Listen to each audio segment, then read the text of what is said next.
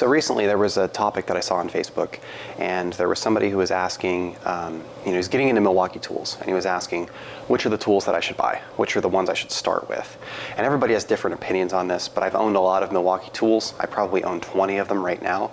And I wanted to kind of talk about, if I was going out and buying or recommending for somebody to buy new Milwaukee tools, or new, it could be Makita, it could be DeWalt, it could be anybody at this point, where would I start? And which ones would I do first? And what are let's go through my top 5 tools that I use doing mechanical work on cars and, just kind of working here in the garage. So number 1, I think that this should probably be anybody's first tool for Milwaukee. So this is the M12 1/4-inch hex impact driver. And it's it has about, I think it's 80 foot-pounds of torque, something in those lines. But it's the fuel version, not the Surge, but the regular fuel version, and it's the M12 variant. This little gun is tremendously useful for everything from hanging a picture to, you can put a hex to 3/8 adapter on it and you can run sockets with it. You can use it for hanging shelves, you can use it for hanging cabinets, you can use it for a lot of general work on a car, taking apart a dash, working in interior stuff. It's not going to be able to do larger things like breaking loose bolts on the engine, but if you break something loose with your ratchet, you're going to be able to take it out with this, and you're going to be able to save time by using this. And obviously a hex, you can put a screwdriver bit in and you can drive screws with it. You can drive lags. You can, of course, turn bolts and do those types of things. But this thing is just useful. I use it all the time. I use it for hanging lights. I use it for cabinets. I use it for everything. So this is probably the best general tool. I usually use this with a CP 2.0 battery. The battery lasts a really long time. It's got a good amount of torque. It keeps the tool nice and light. And I run it, it's got the hook on the right-hand side, so I can hang it on my belt and I can just grab it. If I'm up on a ladder holding a light up, it's easy for me to just grab it, pull it up, and use it. I've used a lot of different brands of bits over the years, the screwdriver bits. I personally like these Bosch bits. They come in a case, and these cases are customizable, so you can actually buy these strips of bits and you can kind of replace them. But I really like these Bosch Impact bits. I haven't really broken any of them. I've had this set for probably 2 years. I'm missing 2 of, well, there's 2 that aren't in the kit, but they're here. I haven't lost them. And they hold up really well. They've got a nice slim profile. They grab the screws really well, and I don't find them stripping screws very often. So that's my number 1. Number 2 is a little bit of a toss-up, so we'll call this 2A and we'll call the other one 2B, but I think that they're kind of equal.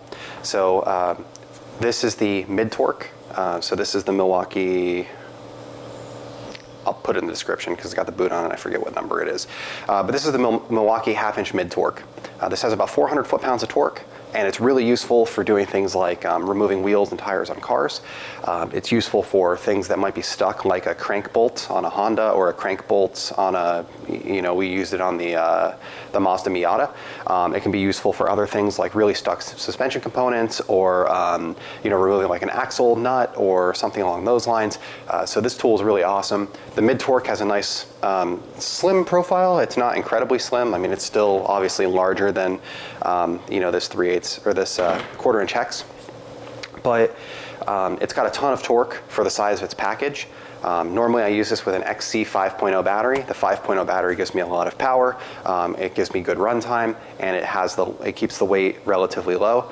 I do keep the hook on it, so I can hang it on my belt if I need to, but honestly I'm usually not hanging this on my belt. I'm just pulling it out when I need it, using it for a couple of things, and then switching back to a smaller gun for general work as I'm working on the car.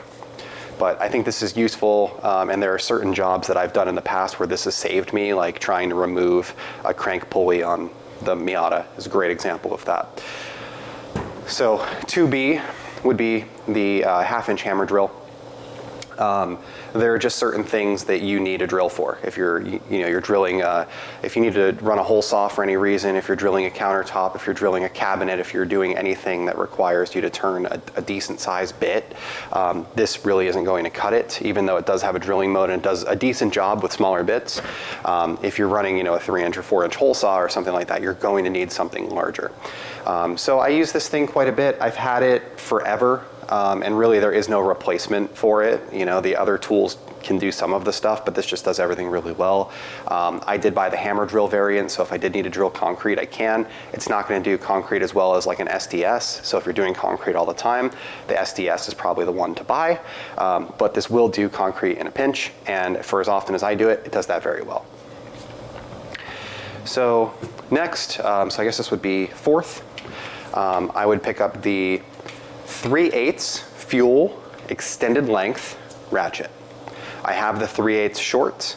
I've used the other extendeds as well. This is the one that I like the best. I like the 3/8 because it has more torque than the 1/4 inch without having a much larger head. And the 1/2 inch has more torque than this, but the head is big on it, so that makes it less useful, and the sockets tend to be bigger with 1/2 inch as well. So I think that this is a really good fit, being able to get into tight spaces, make quick work of things that are on the side or top of an engine. You can use it manually to break a bolt free, so if something is tight, you can break it free with this and then just squeeze the trigger to have it pull out. I generally use it with a CP 2.0 battery, which is what's on here now. The XC batteries do make this perform better, but they are a larger profile, so I generally don't use them. I do like the extended length because it allows you to kind of keep the handle out of the place where you're trying to work. And I think the 3/8 head is the good, I think the 3/8 head is a good compromise between having something that's really large and having something that's not very powerful. So last but not least, this is a nice to have tool, but I find myself using it all the time.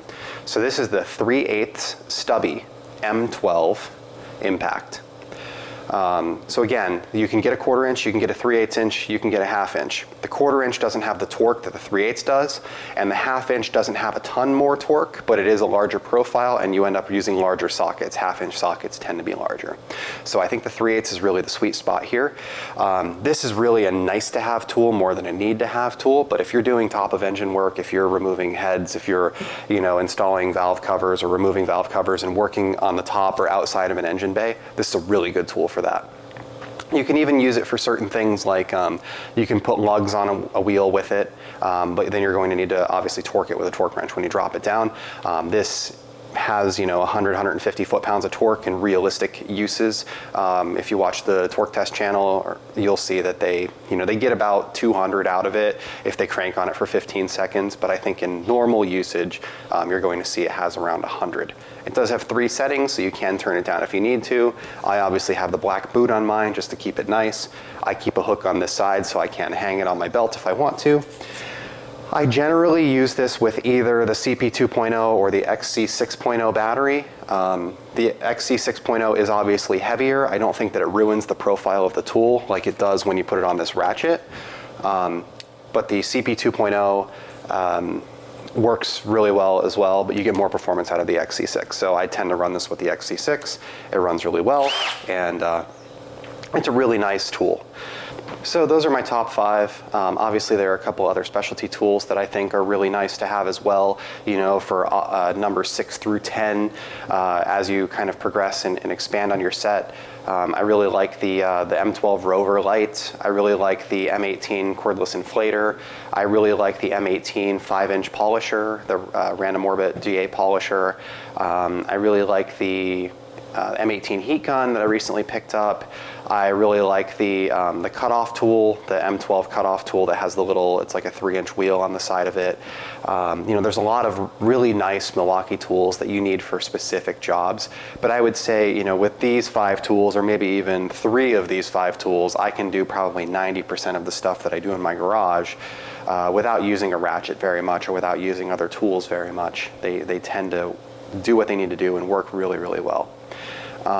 As far as Milwaukee versus Makita versus DeWalt versus Bosch versus Ryobi versus every other brand, everybody has an affinity to a brand. Early on, I started off with Milwaukee. My dad had DeWalt. I wanted something different, not because I didn't like DeWalt. I just wanted to not mix up our tools. So I started off with Milwaukee early on, and I've kind of expanded my set. My first M18 tools I purchased 15 years ago at this point, 14 years ago. I've never had to make a warranty claim on a single Milwaukee tool, not one. And I use them all the time, and for a while I used them professionally in a shop every day. So that's it. Thank you for watching and have a great day.